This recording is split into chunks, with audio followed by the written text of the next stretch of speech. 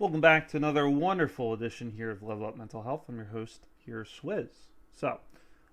Good topic here. We're going to be reviewing another skill related to emotion regulation called checking the facts. Being able to look at how our thoughts may influence our emotions and everything, right?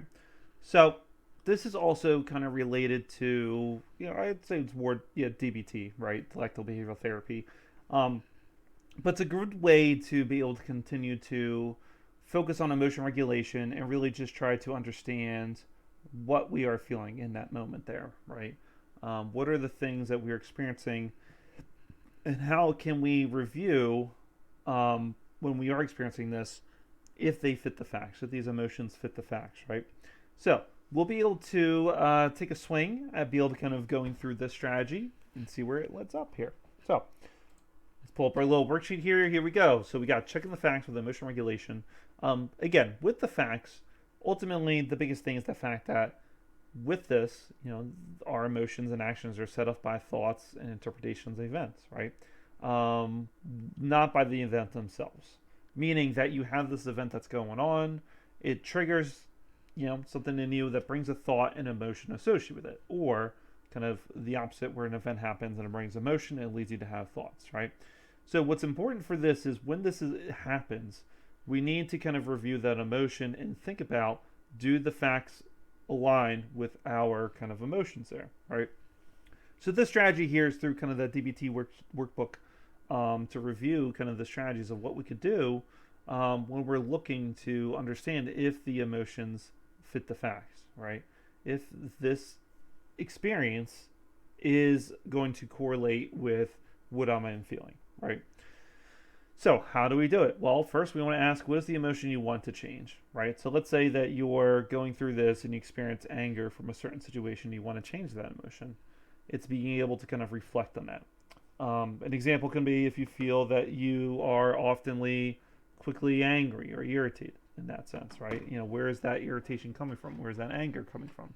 Are you being validated? Are you being validated? Are you being heard? Are you being respected? Kind of what are those things there that's leading you to experience that emotion? What is the event prompting my emotion? So again, what is the thing that's kind of going on? What is happening there? Describe the facts. What is it that you're experiencing there? And if you have trouble, just kind of writing those things down is a good way to help kind of remind yourself there. What are your interpretation, thoughts, and assumptions about the events, right? Knowing that when you're looking at that threat, what are you reviewing, right? Do you feel attacked? Do you feel just kind of like what we were saying there? Think about these different interpretations that may be involved there. Asking yourself if you're assuming a threat, right? Is what's going on because you're responding out of defense because you feel that you're threatened there. Being able to kind of think about, is this what's happening in that sense? Like, am I responding because I need to protect myself, right? Next thing, asking a catastrophe. What is the issue? What is kind of the concern that's going on? And if we're doing this, what would happen if we were able to cope well? What would that look like? Certain things such as problem solving, radical acceptance, things of nature to help us kind of get through that. And the last thing here is being able to ask ourselves, does the emotion intensity actually fit the facts, right? So, and it's interesting because you're trying to break down all those particular steps for an event. And obviously, again, this is something to use when you're not in that escalated mode. You want to be able to have that self-reflection on this event and kind of break down it through asking these questions here. And the more you can kind of relate of like, yeah, maybe I did react in a certain way that I shouldn't have, you're asking yourself, does your emotion fit the facts, right? Because there was something that was stopping you that led to the feeling that you're trying to get, right? So that's where the ability, especially right there where it says ask the wise mind, right? Being able to kind of think about, okay, combining that logic with the emotion is what that wise mind is. So being able to kind of bring that as a whole is what's going to help us to get through that moment there, right? So these questions really can be beneficial when we're trying to connect, does the emotion fit the facts, right? So this kind of goes down, again, ways that we can do to be able to think about a situation that may be going on, right? I like with this too because it rates it as intensity.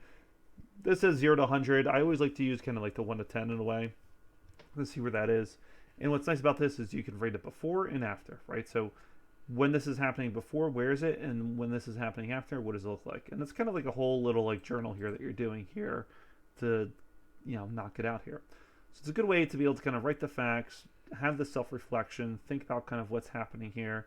And again, understanding of, is this a threat? Is this something that's kind of going on? Is my safety being violated? Where does it stand in that sense?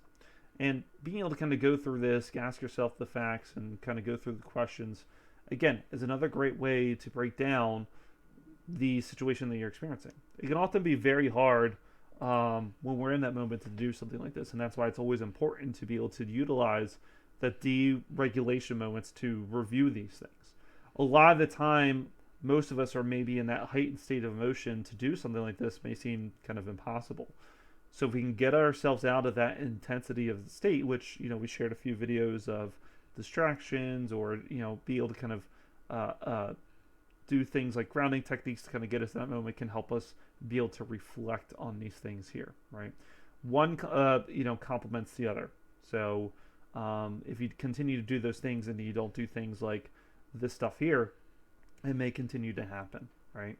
So remember, get out of that intensity of emotional state. If you know that you can't think logically, bring that emotion down, and then that's where these skills come in handy, like checking the facts, where you're able to review and reflect, does the emotion fit the facts?